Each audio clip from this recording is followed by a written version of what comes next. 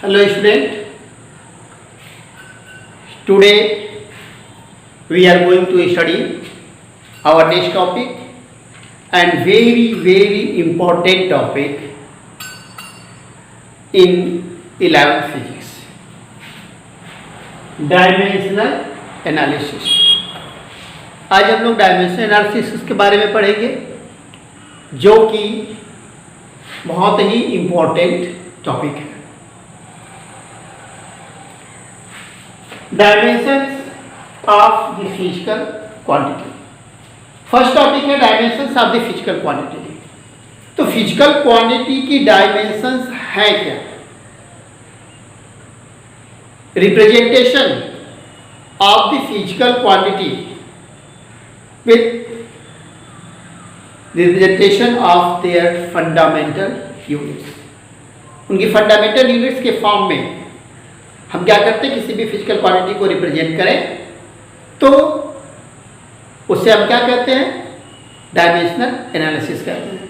वो physical quantity जिसको represent कर रहे हैं और वो किस physical quantity, fundamental physical quantity पे डिपेंड करती है, उसकी यूनिट की पावर के फॉर्म में रिप्रेजेंट करना है, क्या कहा जाता है, dimensional representation of the physical quantity होता है। जैसे for definition, the dimensions of the physical quantity may be defined as the power to which the fundamental quantity that means fundamental quantities M-L-T, M stand for mass, L stand for length and T stand for time, must be raised to represent the physical quantity. जैसे कोई भी physical quantity है, suppose कर लीजिए force है, force की value जो होती है मास इंटू एक्सेलरेशन होती है।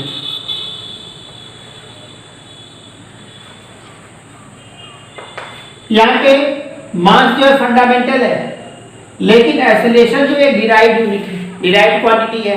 इसकी यूनिट जो होगी डिराइव्ड यूनिट होगी, तो इसको भी फंडामेंटल में लिखते हैं। यूनिट ऑफ मास एक्सेलरेशन के लिए डिस्प्लेसमेंट अपॉन टाइम, या मास displacement is also derived,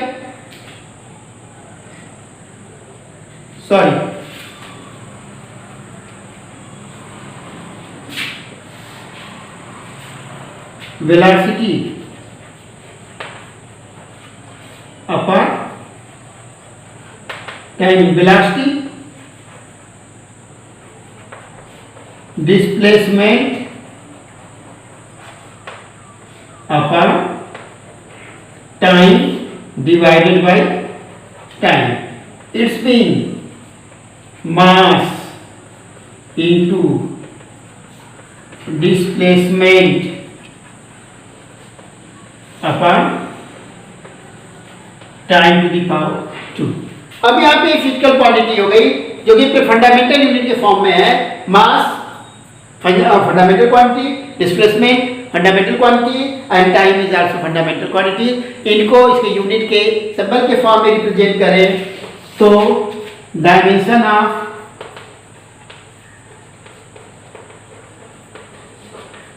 force जो होगा ये होगा dimension of mass into dimension of displacement upon dimension of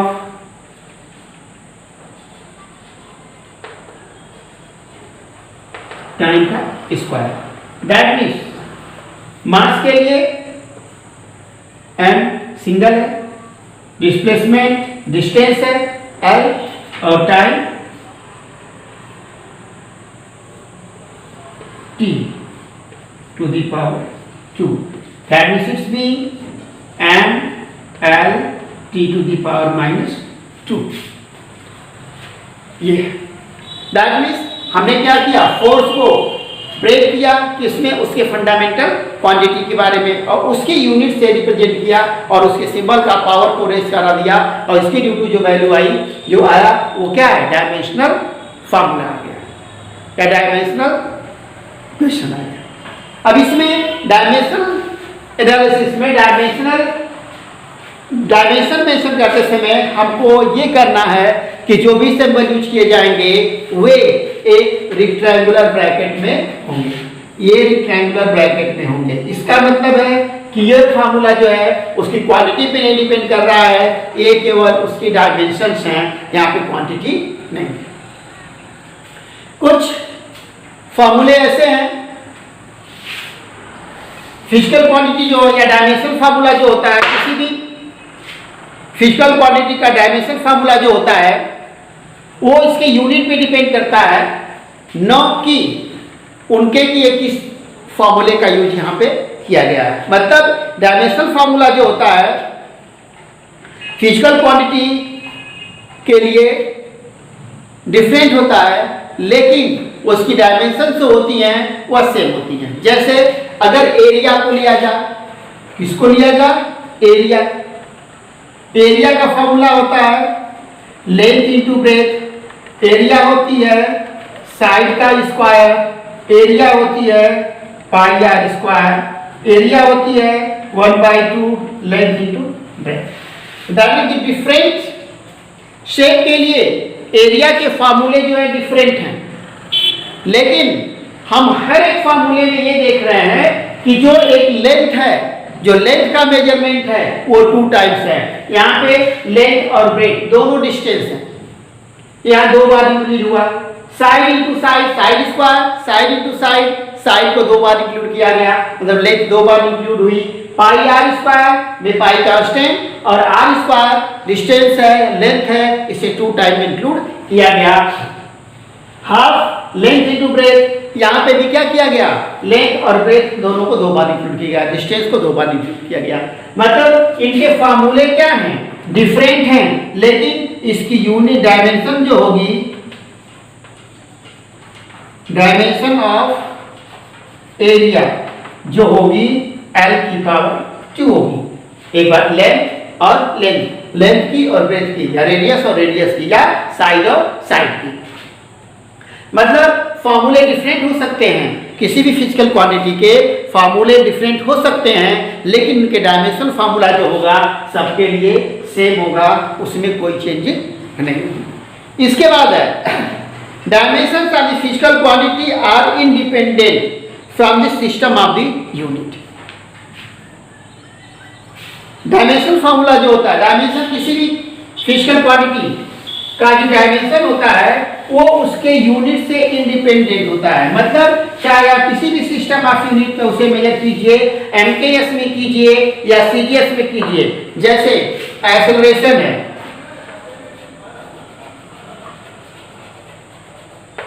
acceleration की यूनिट एमकेएस सिस्टम में मीटर पर सेकेंड स्क्वायर होगा, और सीजीएस सिस्टम में यह होगा सेंटीमीटर पर सेकेंड स्क्वायर। लेकिन दोनों में ही ये डिस्टेंस है, डिस्टेंस की डायमेंशन L, सेकेंड है इसकी -2, इसका डायमेंशन फार्मूला यहाँ पे भी हो गया, यहाँ पे भी हो गया, क्योंकि यहाँ पे मीटर भी डिस्टेंस को रिप्रेजेंट कर रहा है और सेंटीमीटर भी क्या कर रहा है, डिस्टेंस को रिप्रेजेंट कर रहा है। तो डिफरेंट सिस्टम में मेजर किए जाएंगे, उस पर डिपेंड नहीं करता है वो क्या, उसकी डायमेंशन जो होती है हमेशा सेम होती है, उसमें कोई चेंजिंग नहीं होती है। The dimensional formula of the unit या क्वांटिटी, किसी भी फिजिकल क्वांटिटी का अगर आप डायमेंशनल फार्मूला जान रहे हैं तो उससे उसकी यूनिट को लिख सकते हैं, या यूनिट जानते हैं तो उसकी उसके डायमेंशन को आप मेंशन कर सकते हैं। जैसे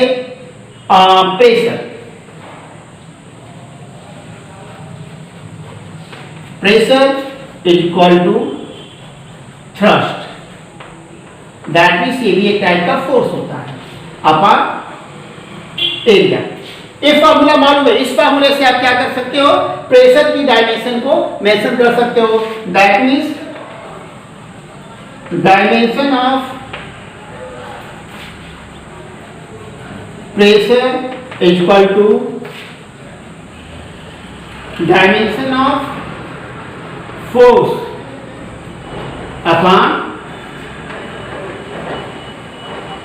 डायमेंशन ऑफ एरिया। फोर्स की dimension mlt to the power -2 and area की dimension l to the power 2। इसको आप करोगे तो mlt की power -2 within rectangular bracket r you may write it l to the power 2 as this, that means m l की power here 1 here -2, that means -1 and t to the power -2। that means if you know the formula unit of the quantity then you may represent it in the dimensional form। अगर unit मालूम है, उसका formula मालूम है, तो उससे आप उसकी डायमेंशन को रिप्रेजेंट कर सकते हैं, उसकी डायमेंशन को आप लिख सकते हैं। डायमेंशनल फार्मूला फिर बनता है dimensional formula. Dimensional formula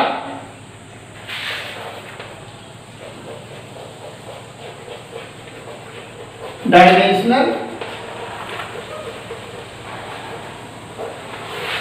formula dimensional फार्मूले के लिए हमें ये देखना होता है कि जो भी फिजिकल क्वांटिटी है वो किस पे डिपेंड कर रही है, उसके अकॉर्डिंग। जैसे कि हमने फोर्स की डायमेंशन को लिया, किसकी डायमेंशन को लिया, फोर्स की डायमेंशन को लिया, तो फोर्स की डायमेंशन जो है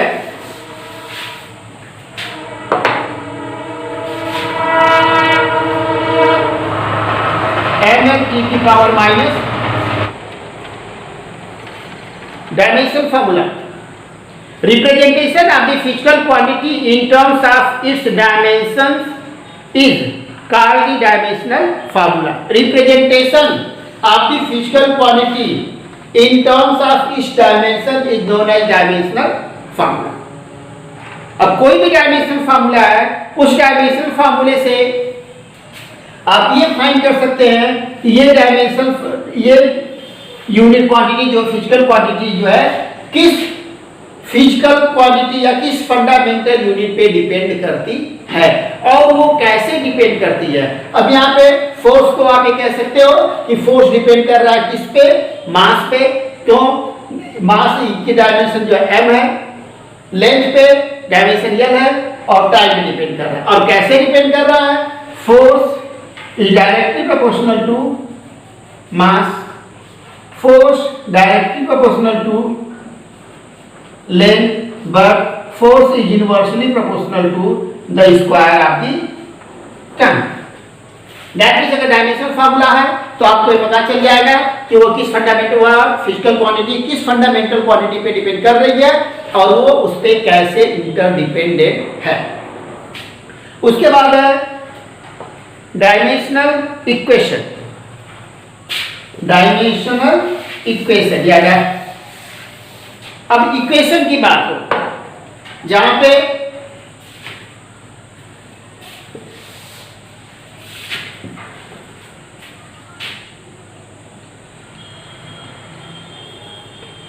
डायमेंशनल इक्वेशन,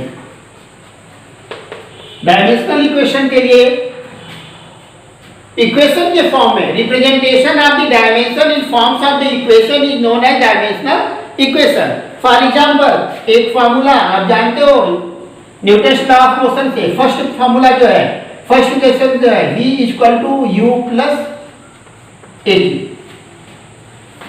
यहाँ पे हमें देख रहे हैं कि कोई भी फिजिकल क्वांटिटी है, अगर फिजिकल क्वांटिटी को ऐड सब्ट्रैक्ट करते हैं तो सेम फिजिकल क्वांटिटी जो होती है सेम क्वांटिटी में ऐड होती है। अगर वो क्वांटिटी डिफरेंट है तो उनको हम ऐड या सब्ट्रैक्ट नहीं कर सकते हैं, मल्टीप्लाई कर सकते हैं। तो यहाँ पे एक फिजिकल क्वांटिटी है क्या, वेलोसिटी है, ये इक्वल्स है दो फिजिकल क्वांटिटी जिसके टू टर्म्स हैं, एक टर्म्स है वेलोसिटी, एक टर्म्स है एक्सेलरेशन इनटू टाइम। अगर इन दोनों से फाइंड आउट करें तो ये भी क्या है, सेम क्वांटिटी को रिप्रेजेंट कर रहा है, ये भी सेम क्वांटिटी को रिप्रेजेंट कर रहा है। दैट मींस ये सेम क्वांटिटी आ रही है, जब सेम क्वांटिटी को ऐड सब्ट्रैक्ट करके कर सकते हैं। अगर एक क्वांटिटी डिफरेंट होती तो उनका एडिशन सब्ट्रैक्शन नहीं होता। दैट मीन्स इसका डायमेंशन फार्मूला से भी देख लें कि क्या ये तीनों ये V, U और AT क्या तीनों सेम फिजिकल क्वांटिटी को रिप्रेजेंट कर रहा है। अगर इनके डायमेंशन फार्मूला सेम आए तो सेम फिजिकल क्वांटिटी को रिप्रेजेंट करेगा। ये वेलोसिटी है, वेलोसिटी डिस्प्लेसमेंट अपॉन टाइम, ये भी initial velocity displacement upon time, acceleration displacement या velocity upon time into time, ये दोनों कैंसिल हो गए। डिस्प्लेसमेंट L टाइम, डिस्प्लेसमेंट की डायमेंशन L, टाइम की डायमेंशन T, प्लस वेलोसिटी की L⁻⁻1 और टाइम ये। अगर इसको रिप्रेजेंट करें तो ये भी वैल्यू हो गई L⁻⁻1 L⁻⁻1 L⁻⁻1। अब यहाँ पे देख रहे हैं कि ये जो है वैल्यू है, इसमें दो फिजिकल क्वांटिटी है, इनका एडिशन सेम क्वांटिटी को रिप्रेजेंट कर रहा है L⁻⁻1 L⁻⁻1 L⁻⁻1। That means physical equation में अगर इक्वेशन है तो जो भी क्वांटिटी ऐड है अगर वो मल्टीप्लाई के फॉर्म में है तो वे अलग अलग क्वांटिटी हो सकती हैं, लेकिन प्लस के फॉर्म में है तो वो दोनों का क्वांटिटी जो होगी, जो टर्म्स होंगे उनके, वो सेम फिजिकल क्वांटिटी को रिप्रेजेंट करेंगे। जैसे इसमें दो टर्म्स हैं U और AT, तो U भी वेलोसिटी को रिप्रेजेंट कर रहा है, AT भी वेलोसिटी को रिप्रेजेंट कर रहा है। इसके बाद अब इसी का रिप्रेजेंटेशन, इस फॉर्मूले का रिप्रेजेंटेशन, ये जो है आपका डायमेंशनल इक्वेशन है। उस इक्वेशन के फॉर्म में ये हो गया डायमेंशनल इक्वेशन, ये हुआ।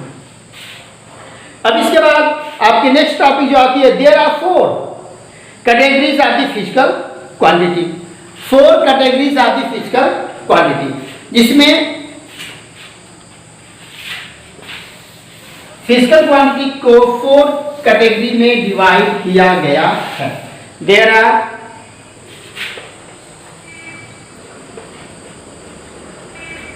4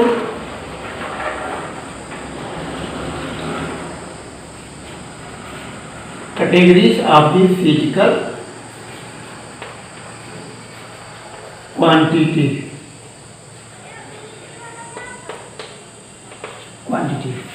वो है क्या? फर्स्ट है dimensional variable,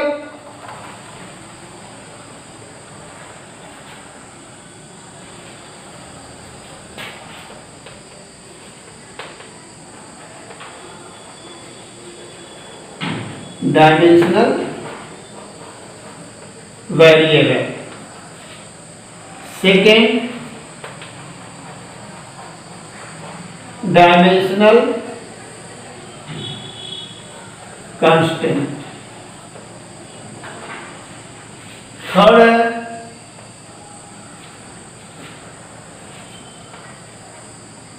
dimensionless variable. फिर फोर्थ है डायमेंशन लेस कांस्टेंट। अब देखिए डायमेंशनल वेरिएबल, डायमेंशनल वेरिएबल के लिए आप ये कह सकते हैं, जैसे डायमेंशनल वेरिएबल में जो वेरिएबल है फोर्स को आप ले सकते हैं। फोर्स क्या हो सकता है? 5 न्यूटन का हो सकता है, 10 न्यूटन का हो सकता है, 20 न्यूटन का हो सकता है, 1000 न्यूटन का हो सकता है। और जो क्वांटिटी है फोर्स, उसके मैग्नीट्यूड क्या हो रहे हैं, यहाँ पे चेंज हो रहे हैं। तो डायमेंशन फार्मूला उसका सेम होगा, लेकिन उसकी वैल्यू जो होगी वो क्या करेगी, वेरी करेगी। फिर इसके बाद डायमेंशनल कांस्टेंट। डायमेंशनल कांस्टेंट के लिए जो भी कांस्टेंट है, कुछ डायमेंशन जो है कांस्टेंट है। जैसे अगर इसमें आप रीड करके वैल्यू है 1/4 पाई एप्सिलॉन नॉट, इसकी वैल्यू होती है 9.0 into 10 to the power minus 8+9, ये वैल्यू है। अब इसका ये होता है न्यूटन मीटर स्क्वायर पर कूलम स्क्वायर। या आप ये जानते हो कि gravitational constant capital G equal to 6.67 into 10 to the power minus 11 होता है क्या, न्यूटन मीटर स्क्वायर पर किलोग्राम स्क्वायर। तो ये एक कांस्टेंट है, डायमेंशनल कांस्टेंट है, इनकी डायमेंशंस है, लेकिन एक वैल्यू जो होती है हमेशा इनकी कांस्टेंट होती है। फिर अगला डायमेंशन लेस वेरिएबल।